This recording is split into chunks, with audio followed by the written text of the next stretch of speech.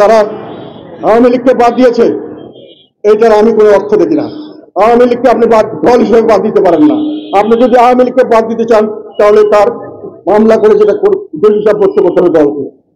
তার আগে আপনার যেটা লোক যারা খারাপ করেছে তাকে বাদ দিতে পারেন। দলকে কিভাবে বাদ দেওয়া যায় বিচার ছাড়া, একটু অ্যাডমিনিস্ট্রেটিভ অর্ডারে এগুলো করা হচ্ছে, এবং তার বিরুদ্ধে বললে তাদেরকে আমাদেরকে নানান রকম ভয়ভীতি দেখানো হচ্ছে।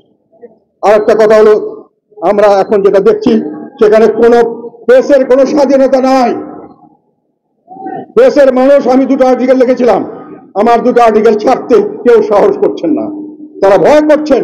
তাহলে এই ভয়ভীতি, এবং আমরা যখনই কথা বলি, আমি আজকে কালকেই আমার নামে মামলা দেওয়া হচ্ছে, আমার এবং আমার বাড়ির বিভিন্ন লোককে মামলা দিয়ে বিভিন্ন আটক করা হচ্ছে। আমাদের কোনো দোষ কোনোখানে তারা খুঁজে পায়নি, জায়ের জোরে নির্যাতন করা হচ্ছে, এবং সেখানে তাদের বিরুদ্ধে কথা বললে সেখানে মামলা দিয়ে নির্যাতন করা হচ্ছে। তাহলে নির্যাতনটা আমরা সবসময় ভোগ করেছি, আগে ভোগ করেছি, এখনো ভোগ করছি। এই নির্বাচনে আমাদের এই নির্যাতনে আমরা কোনো পিছুপা হই নাই। আমরা দেশের জনগণের পাশে আছি, দেশের জনগণের পাশে থাকবো ইনশাআল্লাহ। ইনশাআল্লাহ আমাদেরকে যতই ভাবে যেভাবে চেষ্টা করা হোক, আমরা যে কেউ আমাদেরকে কোনো দোষ বের করতে পারবে না।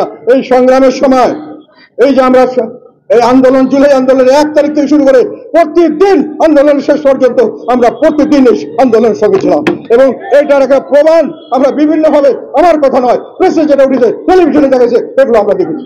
যে আমাদেরকে কিভাবে বলেন, যারা বলেন তারা অনেক আওয়ামী লীগের ছিলেন এবং আওয়ামী লীগের ছাত্রলীগের ছিলেন, তারাই ছিলেন ফ্যাসিস্ট।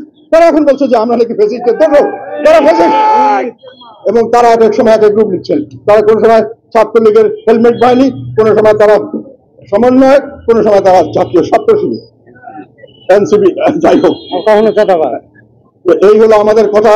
এখানে আমাদের কোন রকম স্বাধীনতা নেই, নির্যাতন করা হচ্ছে, বিনা বিচারে আটক করে রাখা হচ্ছে, তাদেরকে কোনো জামিনের ব্যাপার হলেই জামিন দিলে আরেকটা মামলা দিয়ে আটক করা হচ্ছে।